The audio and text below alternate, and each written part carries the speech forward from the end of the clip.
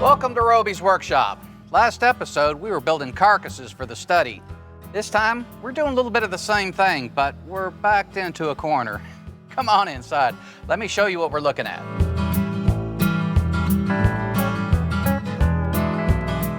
I'm Roby Price, and welcome to my workshop.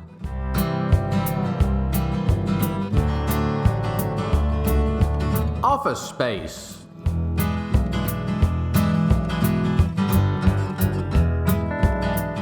Carcass construction.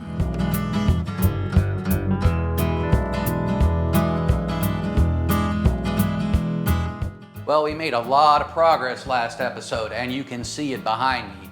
I've got my lowers on their bases down here and the uppers, and just about as many more behind you that you can't see.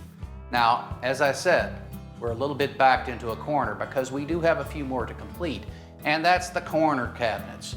They're a little bit different. That 45-degree angle just kind of changes everything. Now, what a lot of people will do is they'll build a standard lower, but then just kind of put an extension on the side, and it's really difficult to get things out of a cabinet like that. So we are going to do the 45-degree corner cupboard. Now, it's not going to have drawers in it, because when you do that, you really lose space. This one's going to have a door. Now, we're not just going to do the lowers either. We're going to do the uppers as well. Both of them have different geometry, and that's defined by the depth of the cabinet. So let's head out in the shop and let me show you how we're going to attack this. The longest straight edge I have is my sheetrock square, and I'm using that with a speed square to lay out all my marks. Accuracy takes time, and I'm about 30 minutes into this one. Well, I've got all my marks on the plywood, and in all honesty, I'm not real happy with the way it looks. The piece is 49 inches long, so I can, even though it's 49 inches long, by staggering them just a bit, I can get two pieces out of this piece of plywood. I cannot orient the piece this way. It has to go that way. And when I do that, I lose all the factory square edges. It's a 45 degree at every point. And I'm starting to think about repeatability. This is a corner cupboard. It's got a top and a bottom. And all those angles need to match up just right. They need to be as accurate as possible, but more importantly, they need to be the same. I can make up the difference if something's a little off, but it needs to be consistent from top to bottom. And it needs to be consistent from upper cabinet to lower cabinet. Otherwise, then I've got a real issue. So we need to have the ability to pattern match. Now, most of you have said, well, okay, let's just use a router. Let's make a pattern out of something that still has its factory square edges, and the grain pattern doesn't matter. Then take that pattern, attach it to this, and then you can go ahead and cut things out. And ordinarily, I would say, yes, let's do that. But there's a better way to do it. We still want to rough this thing out with the track saw to get it light enough to maneuver. These are big panels, and they'll beat you to death if you let them. But if we use an L fence on a table saw, then we can get a really sharp cut, and it can be accurate and precise at the same time. So let's rethink this or regroup. We're going to move this plywood aside. We're going to put our pattern on this piece, and this is an old spoil sheet, 1/2 inch MDF, and then we're going to build ourselves an L fence and get over to the table saw and start pattern matching. The first cut is the most difficult simply because of the size. I'm not wearing my glasses because with them on, I can't see how the piece marries up against the fence. A piece this large, it's critical that we maintain contact, and I put them back on as soon as I get close to the fence and can still see it. The second cut is a little closer and still within focal range, so I'll start with my glasses this time. The third cut is on the track saw, and we'll pay special attention to that angle. It's critical we get it right at 45 degrees. The reason for accuracy should be apparent at this point. If our cut with the track saw is off, so is the other side. We've got our template cut, and we did it with just one cut on the track saw, and that one's this one right here. So I know I'm parallel from one side to the other, and based on this corner being square, I know that corner is going to be square. So for the time being, our measuring is over. We're going to start roughing this out with the track saw. Now we're going to give ourselves probably about maybe a ½ inch around the perimeter. I'm gonna make some marks. We're gonna put the track down. We're gonna start cutting it, and then we're gonna get busy. We're gonna build that L fence. Well, we got lucky. I thought I had remembered doing an episode using an L fence, and I am correct, we did. So I started looking around and I found it. This is a pretty nice one. It's dadoed in, it is screwed in tight, it's level and square. And one thing I would point out, it is this part right here, that's your L. This right up here, that's the bonus. This is what allows me to clamp against the fence. So I like this one right here. Let's go ahead and install it on the fence and let's use it. This L fence was made for 3/4 inch material, but a 3/32 inch shim is not going to hurt anything. This is where the top of that L fence comes in handy. I can clamp it right to the fence, and my clamps are never in the way of the work. We'll adjust the blade height so that it just kisses the end of the L. And now, let's move the fence in so that it is flush even with the edge of that fence. In this configuration, we mimic the template. Now, if we wanted to cut it a little larger or a little smaller, that's simply a matter of moving the fence in or out. You have a lot of flexibility with this system. Our lower corners have 2 solid plywood sides. Those are 23 by 30. They're the same ones that are in the other lowers. And those are the ones that interface with the other cabinets. We're going to cut those out, we're going to rough them out with track saw, and then we'll clean them up on the table saw. Let's reassess where we are. We've got our tops and bottoms cut here. They came out great. I've got the sides right here. They go in this area here. Of course, the door is going to be right here. Now the backs, this is going to be 1/4 inch plywood in these areas right here, but that's not strong enough to stand up on its own, especially in the back. We need to have some support back here that goes up, and we're going to cut that now. So it's back to the table saw to cut strips for the back, and we probably want to reinforce the side right here. Again, we need nailing strips, and because we have a complete surface on top, we're not going to be going this way with nailing strips, we're going to be vertical. Recall that there's a rabbet in the bottom of each one of these panels. That's to give us a little bit of extra strength with regards to supporting that granite countertop we're fixing to put in. So I'm going to change out my standard blade here for a dado blade. We'll put the full stack in, and then we'll use a sacrificial fence to hone it down just a little bit. Recall that plywood, even 3/4 inch plywood, never seems to be 3/4 of an inch. So we'll go ahead and make a few test cuts just to make sure we got a good rabbet. And of course the depth needs to be right. So give me a minute, we'll get this done. I have my rollers just on top of the blade. This does a real good job for making a consistent depth rabbet. So while I've got the emergency brake for the saw end that's designed for an 8-inch dado stack, I'm gonna go ahead and set up to cut the dado for my back panel. Now this is 1/4 inch thick material, or it wants to be. It doesn't quite get close enough, so I can't go through and do the 1/4 inch stack thing with the initiation and termination blade. It'll just be too big, it'll rattle around in the dado stack. So what I'm doing is I'm putting my smallest blade in here. This is an infill blade. Now this works pretty well.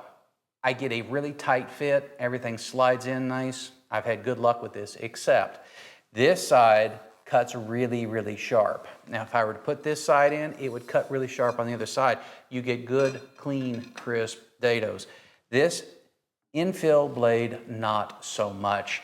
It's going to give you a ragged edge. So if you use this technique, make sure that this side of your cut isn't seen. You want to see that side of your cut. So I'm going to get this put in place, and we're going to make these dados on the top and bottoms of our plates that we cut with the L fence. Depth of the dado is 3/8 of an inch. I'll use a piece of scrap plywood to set the fence. We'll take a piece of scrap and we'll do a test cut. Well, the moment of truth is here. Looks like it did pretty well. I think it's time for a production run. I've got the back panel in place and it is cut very tight. These two corners line up perfectly on each side. And that's important because we're measuring from this angle right here to get the distance from the start of this dado. This is what's going to ride up against the fence. And I need to have this pretty much dialed in. Now we're going to make some test cuts, and all that's good. I'm actually going to measure the width of this. This is the thickness of a piece of plywood. So I'm going to calculate it and double check it. But this measure right here, this is where I'm going first. Now the dado stack is in the saw, and we're at 45 degrees. We're going to make some test cuts to make sure that we're where we're supposed to be.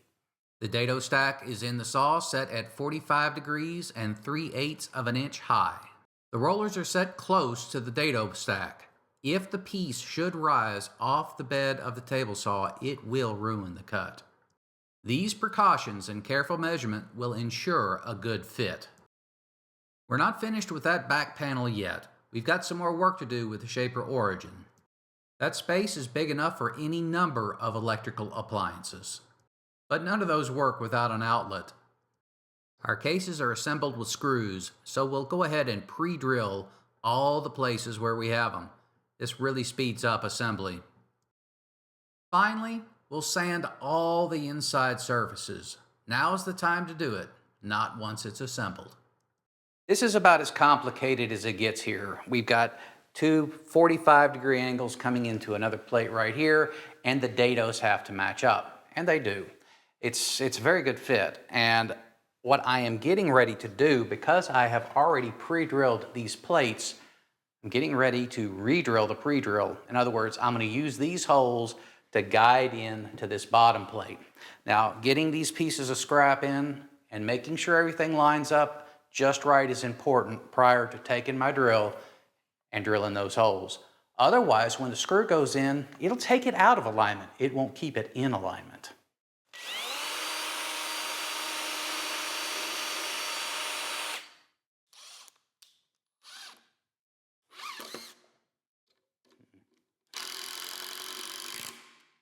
I'm going to go ahead and install this back panel. There's a lot of friction that develops when you try to do these. This will also help me keep things stabilized when I put in the panel that's going here, and that one's next. So that goes in, and I can't complain about that fit. All right, so now our panel over here, this is going to be a little finicky, because I've got to get this to line up just so.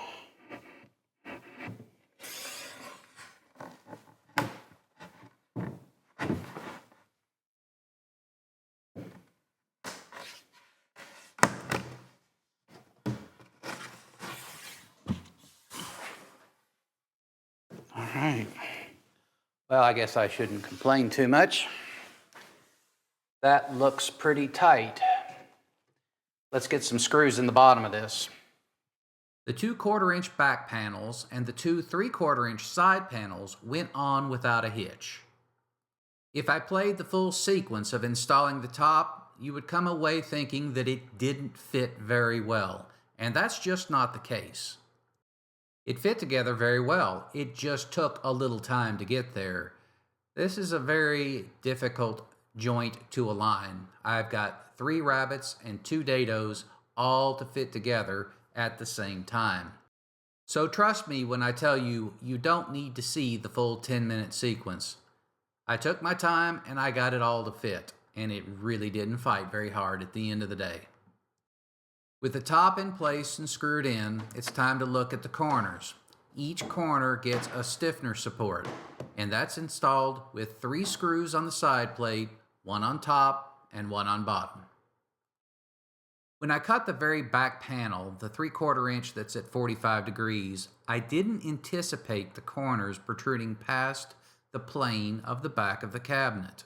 Those corners won't allow for a good clean fit, so they have to go.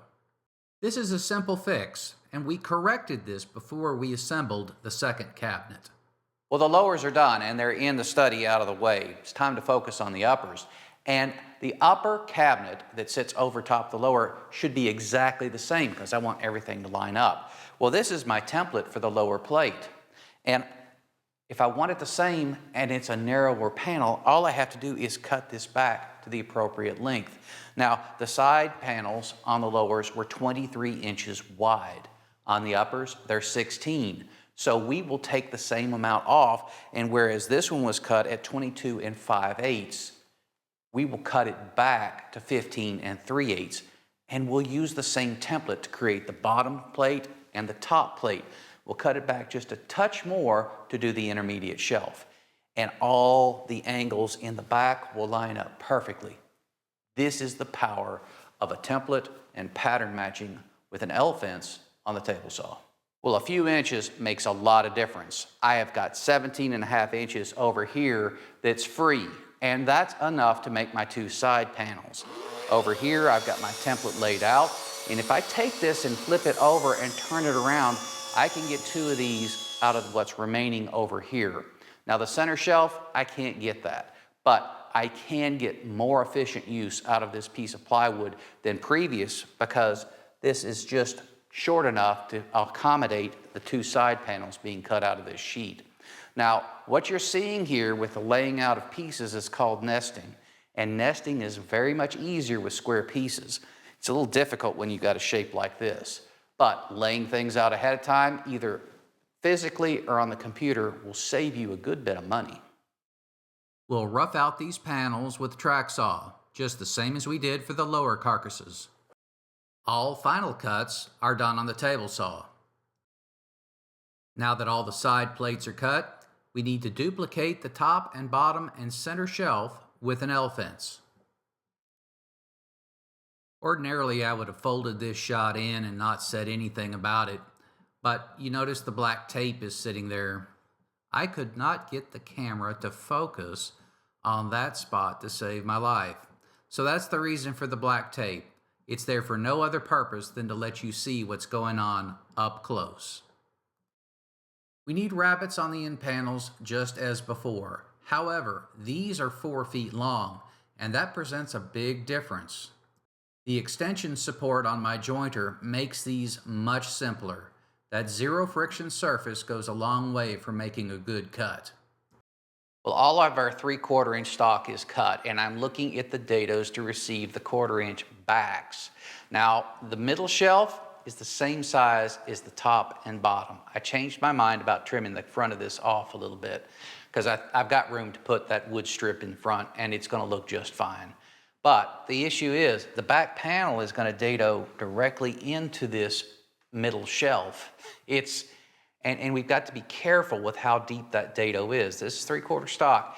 My stack is set up here at 1/4 inch. That gives me a little bit of meat.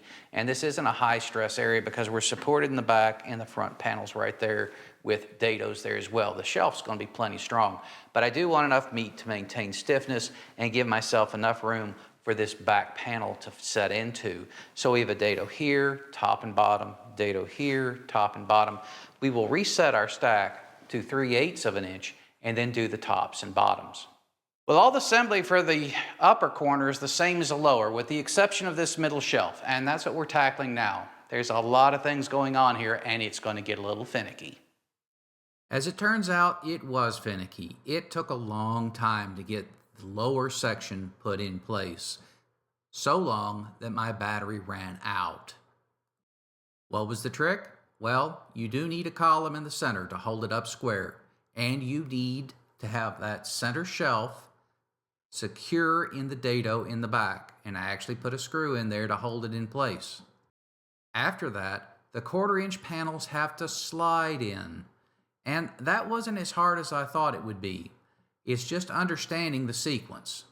And once that sequence was figured out, it's a shame I didn't have battery, because I think you would have found it interesting.